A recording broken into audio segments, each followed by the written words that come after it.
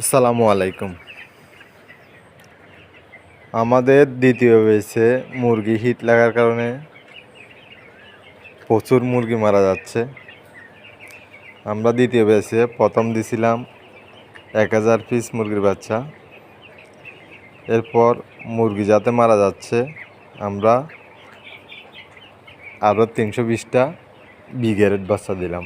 প্রথমে A grade বাচ্চা দিছি 1000 পিস 19 টাকা করে। মুরগির বাচ্চা যাতে মারা যাচ্ছে দ্বিতীয়বার 320 পিস এর সাথে যোগ করলাম। ওইগুলার রেট ছিল যে 10 টাকা করে। তো এ পর্যন্ত 340টার মতো মুরগির বাচ্চা মারা গেছে। তো যেগুলা মুরগির পেটে পানি চলে আসছে সমস্যা, এগুলো আলাদা করে রাখছি। এই যে এগুলাকে ফিড দিচ্ছি, যেগুলো ভালো আছে মোটামুটি, আর যেগুলা বেশি পানি চলে আসছে ওইগুলাকে চাউল দিচ্ছি, শুধু চাউল। এই 3 বেলা একটু একটু করে পানি দিচ্ছি, বেশি পানি না। এর ভিতরে মুরগি পাতলা পায়খানা করতেছে, এগুলা এই সেটেরগুলা।